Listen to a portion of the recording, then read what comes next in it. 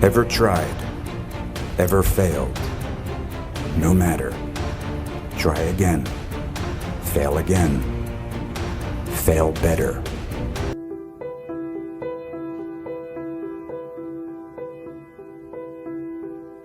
I had so many dreams of where I wanted to go, who I wanted to be, and what I wanted to do. Theater companies I wanted to start with classmates, movies I wanted to be in, directors I wanted to work with, stories I needed to tell.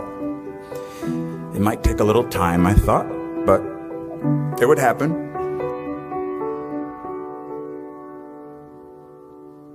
What I didn't have was cash, a bank account, a credit card, or an apartment. I just had debt. A big, hungry, growing larger every moment debt.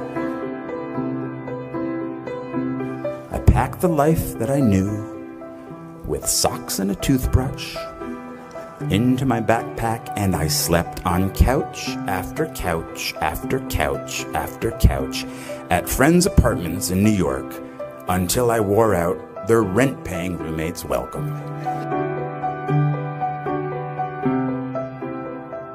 I dusted pianos at a piano store on Ludlow Street for 5 months. I worked on the property of a Shakespeare scholar for a year, pulling weeds and removing bees' nests. I went on unemployment once, but not for long. I couldn't handle the guilt. Eventually, I was able to pay rent for a spot on the floor of an apartment on the Lower East Side, but my roommate had a breakdown and disappeared.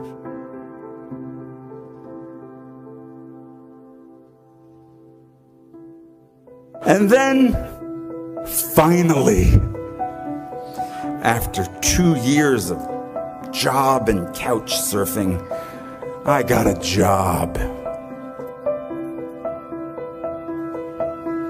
in application processing as a data enterer at a place called Professional Examination Services. And I stayed for 6 years. 6 years. From the age of 23 to 29. Well, they loved me there. I was funny. I wore black, no cape, no tights. I smoked in the loading docks with the guys from the mailroom, and we shared how hungover we all were. I called in sick almost every Friday because I was out late the night before. I hated that job, and I clung to that job.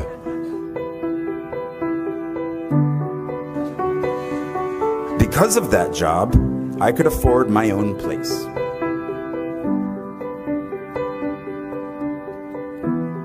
My dream of running a theater company with my friend and fellow Bennington graduate Ian Bell had died.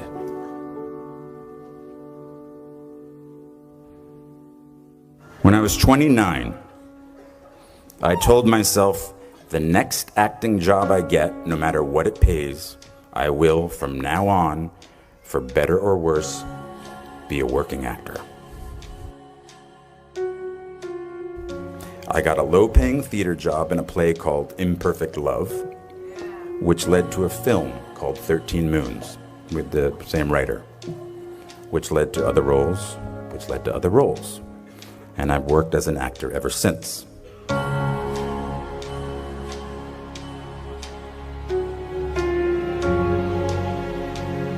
I didn't know that would happen. At 29, walking away from data processing, I was terrified. 10 years in a place without heat, 6 years at a job I felt stuck in. Maybe I was afraid of change. Are you?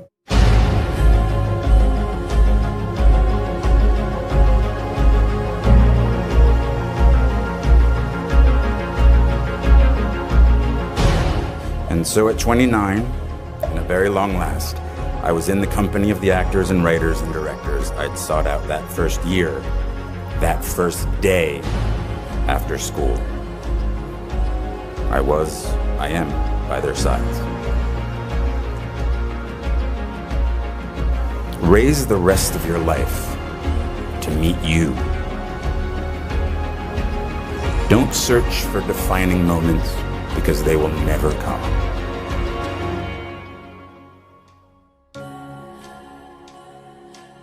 The moments that define you have already happened, and they will already happen again.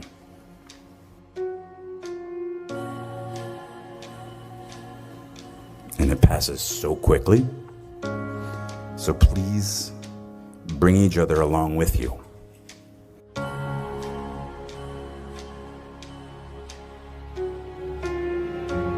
You just get a bit derailed. But soon something starts to happen. Trust me. A rhythm sets in. Just try not to wait until, like me, you're 29 before you find it. And if you are, that's fine too. Some of us never find it. But you will. I promise you. You are already here. You'll find your rhythm or continue the one you have already found.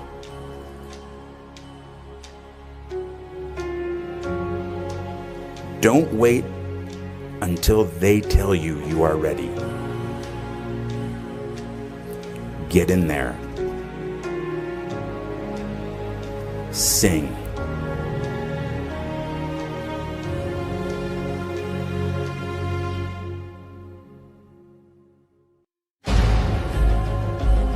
The world might say you are not allowed to yet.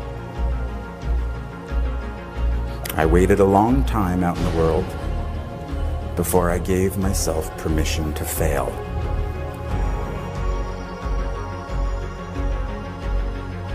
My parents didn't have much money, but they struggled to send me to the best schools. And one of the most important things they did for me is that once I graduated, I was on my own. Financially, it was my turn. This made me very hungry, literally. I couldn't be lazy.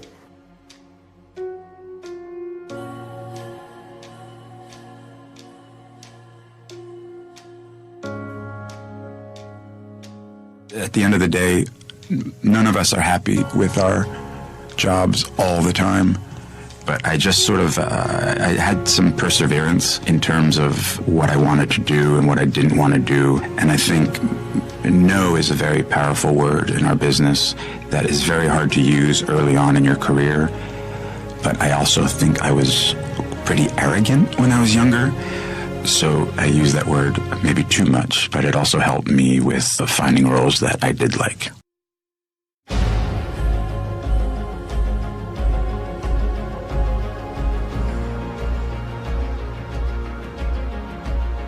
We burn very brightly. Please don't ever stop.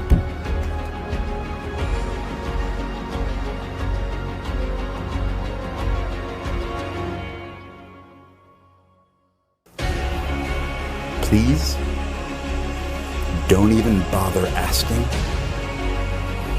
Don't bother telling the world you are ready. Show it. Do it.